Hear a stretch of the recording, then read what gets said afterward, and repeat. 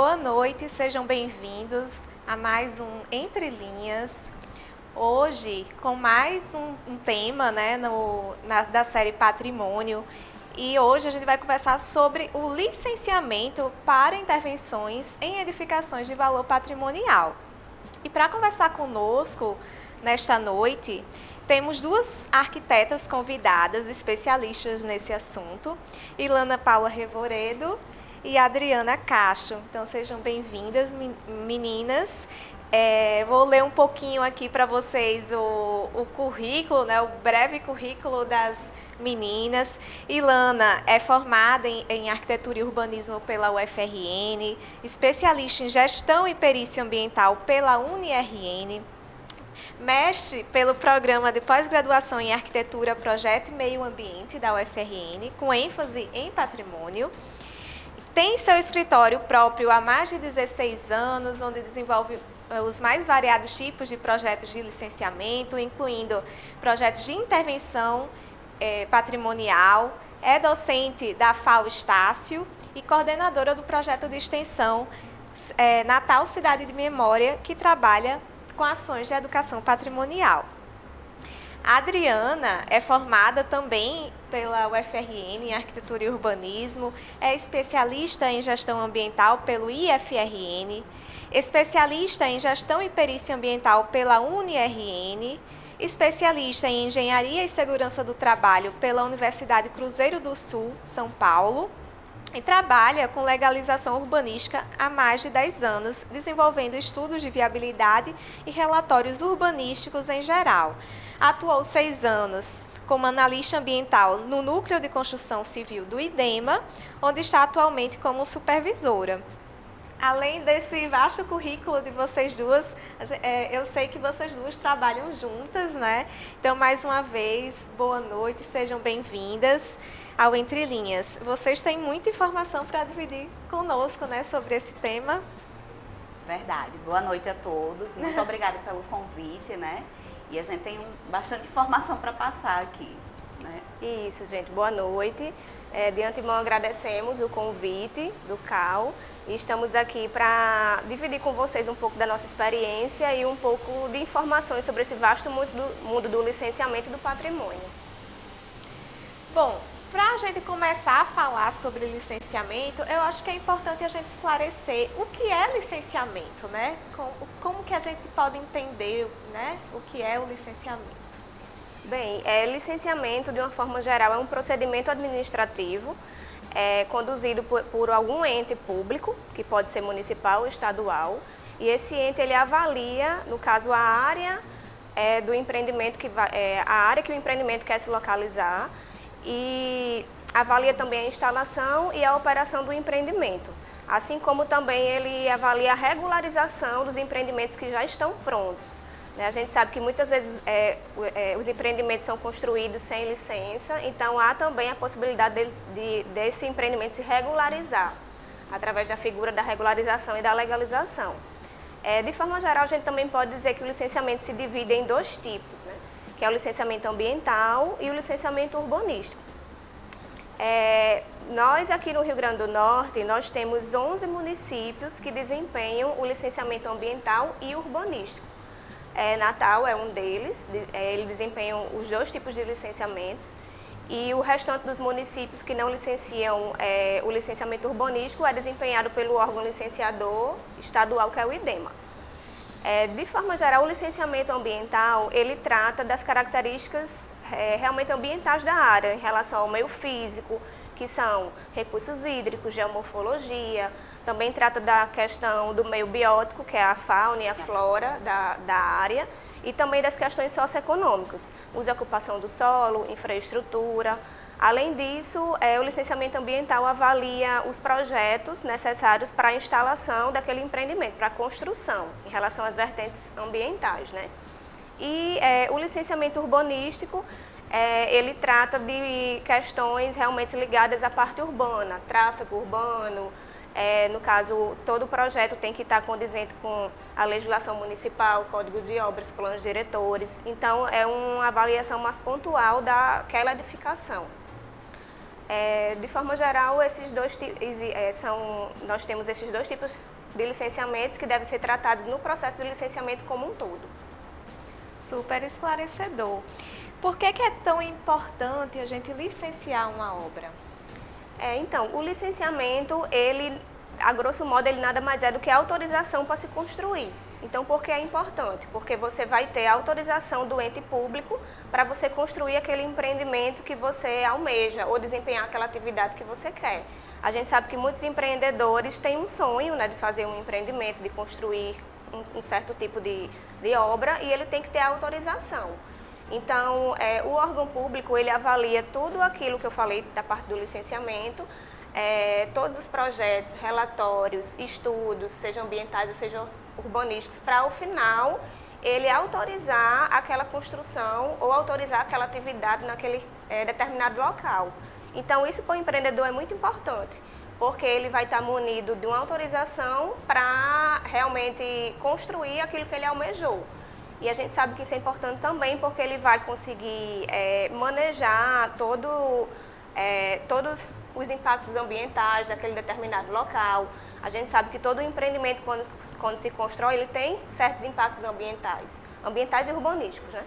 Então, o empreendedor também ele tem a obrigação de expor isso ao órgão, no caso público, certas medidas mitigadoras para amenizar aqueles impactos que aquele empreendimento dele vai causar. Então, tudo isso o órgão público ele avalia, analisa e, ao final, se concede a licença ambiental para construir aquele empreendimento ou para operar aquela atividade que ele queira. Adriana, e me diga uma coisa, esse processo ele é muito burocrático? Então, num primeiro momento, a gente pode pensar que sim, né? Assim, de maneira geral, a gente vê aquele checklist enorme que os órgãos públicos dizem que são necessários para a gente dar entrada no processo de licenciamento. Mas quando nós começamos a ver a fundo mesmo que informações são essas, a gente percebe que são informações necessárias para que sejam tratadas no processo de licenciamento, para que sejam avaliadas, para o empreendedor provar que aquele projeto dele está condizente com a área, está condizente com a cidade que ele quer que aquele empreendimento opere, né, e seja construído.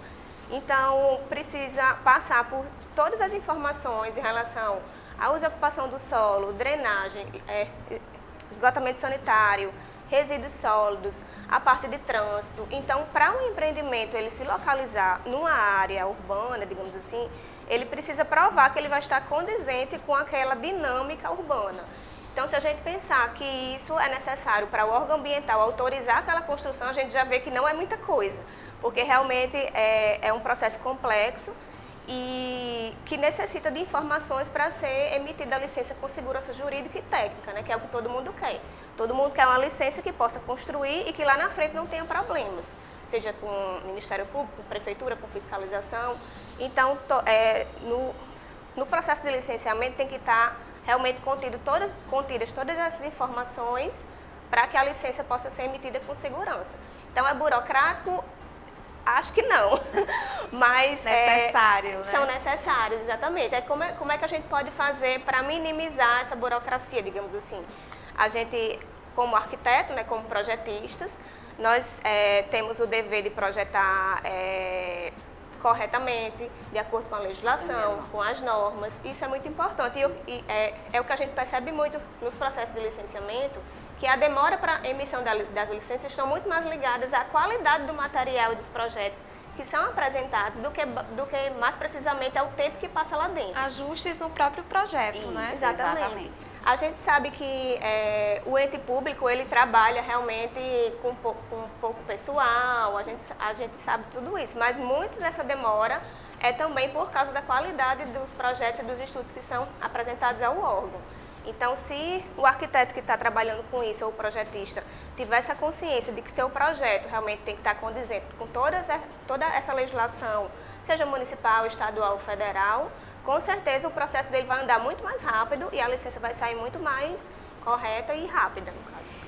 Na opinião de vocês, por que há tantas obras ilegais não licenciadas, né? Por que as pessoas não seguem?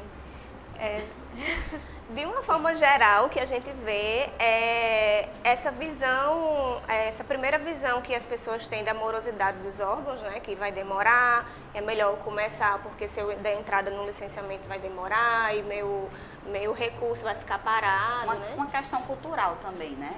A própria educação. O brasileiro é meio direcionado, às vezes, a tentar ir pelo caminho mais fácil.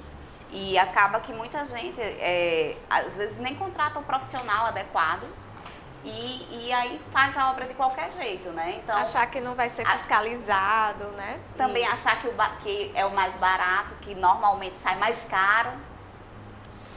Muito bem, e agora vamos entrar um pouquinho no campo do patrimônio, né?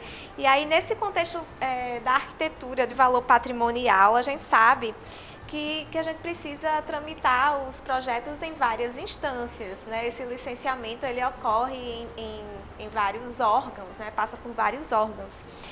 E aí, quais são, né, essas instâncias e por que talvez seja maior essa burocracia quando a gente trata de uma edificação de valor patrimonial? Olha, de fato, acaba que a gente tem um pouquinho a mais de trabalho, né, quando a gente vai fazer projetos de intervenção patrimonial, porque realmente é um projeto que ele precisa ter um estudo maior, né, a gente precisa conhecer o bem para poder intervir, né? Então eu vou começar respondendo a pergunta de trás para frente. Em relação à questão da burocracia, eu diria que ela é extremamente necessária nesse caso, né? Porque você não pode fazer um projeto de intervenção sem conhecer o bem. Então você tem que fazer todo um levantamento, um diagnóstico, e é um material, né, que vai ser necessário para poder dar a entrada no licenciamento, né? E também ele vai servir de base para o seu projeto. Então, muitas vezes, eu costumo dizer que a edificação, ela fala com a gente. Então, às vezes, coisas simples, como, por exemplo, a marca de mofo, que você vê na parede, aquilo ali depois você sabe que você vai ter que fazer uma intervenção naquele espaço especificamente. Então, se você já diagnosticou isso antes, você consegue dar uma resposta melhor do que se você não fizer um projeto sem ter esse diagnóstico. E, em relação às edificações de valor patrimonial, as instâncias, não é isso? Sim, as instâncias. O que acontece? Vão ser as mesmas para qualquer outro tipo de licenciamento. Então, como a Adriana bem explicou, vai depender do uso, né, do local de intervenção, certo? E do que vai ser proposto ali, né? Então, acaba que o que vai ter a mais seria passar pelo órgão, né, fiscalizador dessa parte de patrimônio, que no nosso caso aqui é o IPHAN-RN. Muito bem. E aí, Ilana, quais seriam as etapas, no caso, né, de quem vai licenciar uma obra, né, de uma edificação de valor patrimonial? Qual é o passo a passo que a gente deve seguir? O primeiro passo é realmente você preparar, né, todo o material para o IPHAN. Então, primeiro a gente costuma solicitar essa licença no IPHAN e aí depois a gente vai tramitar no Corpo de Bombeiros e CEMURB. Hoje a licença, ela já os órgãos já se comunicam, né? Então, quando a gente dá entrada na CEMURB, por exemplo, eles já passam também para a CEMOB, né? Que é o que avalia a parte de tráfego e trânsito urbano. Se bem que para as intervenções de valor patrimonial isso é dispensado. Só que cada caso é um caso, né? Então você pode, se você tiver espaço e disponibilidade, sim, disponibilizar a parte de estacionamento e tudo mais. Mas como é uma edificação de valor patrimonial, você não tem a obrigatoriedade. Muito bem. E aí, nesses casos, né, quais são os maiores entraves nos projetos de restauro, né? O que é que a gente precisa atentar para obter, digamos, aprovações mais rápidas ou aprovações de fato? Realmente, assim, os entraves, muitas pessoas acham que seriam burocráticos, né? Não, porque o órgão ele acaba demorando para avaliar e tal. E é como a Adriana falou, quando a gente segue a legislação, tudo é muito mais rápido. E muitas vezes as pessoas têm uma visão errada de acreditar que o IPHAN é como a gente chama, empata a obra. Mas de fato não é. Eles são grandes parceiros, né, que acabam nos orientando e ajudando, auxiliando até nesse processo. Né? Então, quando a gente consegue seguir toda essa legislação, a tramitação do processo lá é muito rápido. Na CEMURB, realmente acaba demorando mais um pouco, né? Como a Adriana estava explicando, a gente sabe que tem essa questão também do órgão não ter uma quantidade suficiente de analistas e tudo mais. E tem a questão que é o principal para os projetos de intervenção patrimonial, que é justamente a parte de acessibilidade e combate a incêndios. São os dois principais entraves assim, em relação ao projeto. Por quê? Porque em muitos casos a gente não consegue cumprir toda a legislação sem afetar o órgão. Então tem que ser analisado pelo IPHAN. O IPHAN tem que permitir aquela intervenção ou permitir não fazer, dizer não, isso é importante, preserve, né? Não faça isso, senão vai danificar o bem. E aí isso vai para os outros analistas, né? Para o analista de acessibilidade e de combate a incêndio. E aí tudo tem que ser conciliado. E acaba que cada caso é um caso. Então, realmente, algumas questões, como a Adriana está falando, não, o projeto já vai todo redondinho. Às vezes não é possível, né? Porque realmente tem fatos muito específicos que têm que ser avaliados caso a caso. Muito bem. E aí, falando um pouco agora sobre a representação dos projetos, né? Há algo a mais do que o habitual quando a gente está falando de edificação de valor patrimonial, restauro dessa edificação, em comparação a obras novas, né, em termos de talvez pranchas diferenciadas, né, desenhos diferenciados, mapas diferenciados desses projetos. Sim. Existe sim. O nível de detalhamento para uma intervenção de valor patrimonial vai ser muito maior, certo? Então, isso também vai depender do tipo de intervenção, não é? Ou do tipo de intervenção e também do tipo de edificação. Se é uma edificação de destaque, por exemplo, as solicitações são maiores também, né? E o nível de intervenção acaba sendo menor à medida que você tem que mexer o mínimo possível no que já existe, né? Não que você não vai fazer o projeto, certo? Vai ter, ou não vai fazer a intervenção, né? Na verdade, vai ser feita da mesma forma e tal, mas o que está preservado a gente tem que sempre manter ao máximo. Em qualquer situação, na verdade, tem sempre que manter ao máximo, mas esse cuidado é ainda maior nas edificações de destaque. E uma das coisas que é solicitada é o mapa de danos. E esse mapa de danos, ele é extremamente detalhado. Então, você imagina que a gente detalha até o caminho dos cupins. Então, a gente faz todo o detalhamento, né? Quantificação desses danos, para que isso também facilite depois na parte de orçamentos. Então, a gente pensa no nosso projeto, mas pensa também na execução, né? Para tudo que é possível a gente detalhar para facilitar na hora de executar, né? Está ali documentado como em qualquer outro projeto. O nosso projeto de arquitetura, ele é um documento. Então, se as suas decisões arquitetônicas estão documentadas, dificilmente aquilo vai ter algum problema ou vai ser questionado depois, né? E se foi aprovado, lógico. E ainda tem aquele fator tempo, né, Ilana? Exato, exatamente.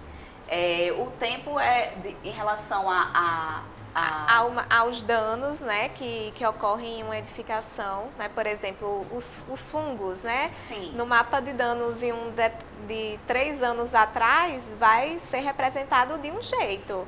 Se passa 3 anos depois, já vai ser diferente Isso, o aumento desses problemas, né, nas Esse mapa de danos, ele na verdade, ele vai mapear todo o dano que existe naquele momento que o mapa de dano foi feito. Então, se em 1 ano for feito um novo mapa de dano, vai ser completamente diferente. Se em 2 anos for feito um novo mapa de dano da mesma edificação, isso vai se alterando ao longo do tempo, né, porque os danos também vão se alterando. Muito certo? bem. Bom, Ilana e Adriana, deixo aqui agora um espaço para que vocês comentem, façam as suas considerações finais, né, sobre esse tema de licenciamento. Há algo importante que a gente deixou de conversar aqui? Eu queria falar só mais um detalhe que eu complementar a resposta anterior.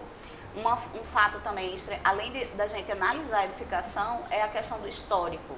né? Muitas vezes a construção em si não é digamos assim, uma construção simples, não tem as características mais relevantes, nem nada disso. Mas o fato histórico que aconteceu lá torna aquela edificação extremamente relevante, né? Então, esse levantamento histórico também é algo super importante e que deve ser feito junto com o diagnóstico da edificação. Bem, então, o que a gente pode dizer é falar aqui um pouco também da importância do papel do arquiteto, né, e urbanista nesse procedimento, né, que é o licenciamento. A gente sabe que não é um tema muito familiarizado com nossa profissão. A gente realmente consegue aprender mais sobre ele no dia a dia, no trabalho, nas cabeçadas que a gente dá. Mas é um tema muito apaixonante porque a gente vê como o arquiteto tem responsabilidade nesse tema. A gente, como projetista e como primeira pessoa a ser procurada pelo cliente para realizar o sonho dele, né, que nós trabalhamos com sonhos, temos esse papel importantíssimo, que é guiá-lo nesse sonho, para que o sonho depois não vire algo ruim. Pesadelo. E às vezes até ele desista do sonho dele. Então, nosso papel é importante nessa parte prévia, de orientar, de realmente dizer que aquela atividade que ele quer desempenhar naquela determinada rua não vai ser legal por isso e isso, porque vai causar muito trânsito, porque lá na frente pode não ser aprovado, porque ele vai precisar do número X de vagas que o lote dele não tem, esse tipo de coisa. Então, é importantíssimo que o arquiteto, já que eu acho que quem vai nos escutar mais aqui no nosso canal são realmente os arquitetos e urbanistas, é que eles tenham essa preocupação de orientar o seu cliente de maneira correta. Qual é a maneira correta? Estar a par da legislação do município que você vai trabalhar, seja Natal, ou seja os outros municípios que a gente tem. Os 11, né, que licenciam também são mais da região metropolitana, que tem mais obras e projetos implantados.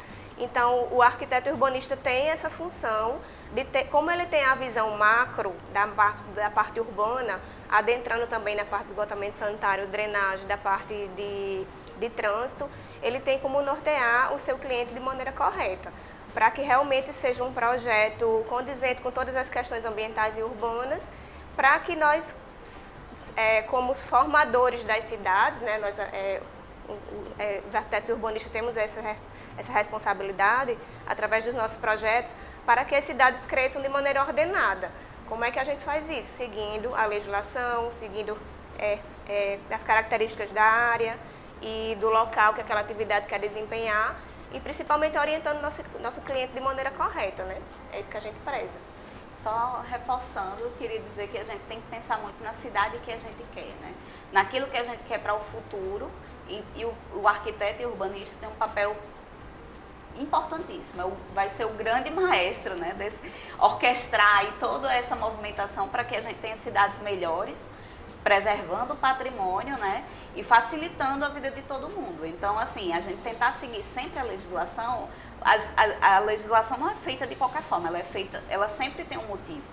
E ela tem aquele motivo para preservar o meio ambiente, trazer uma melhoria de vida para as pessoas, né? E tudo isso. Então, é importantíssimo a gente conhecer e seguir essa legislação. Perfeito. Bom, essa entrevista, né, foi muito esclarecedora. Acredito que todos os arquitetos e urbanistas que nos acompanham aprenderam muito, né, a partir da nossa conversa. Foi uma satisfação ter vocês aqui no Entre Linhas. Obrigada por dividirem conosco tantas informações, né? E parabéns pelo trabalho, né? Porque é um trabalho que muitas vezes os arquitetos e urbanistas fogem, né? Desses processos de licenciamento. Mas ainda bem que tem arquitetos e urbanistas como vocês que acolhem, né, esses processos. Então, gente, boa noite, né? E até o próximo Entre Linhas.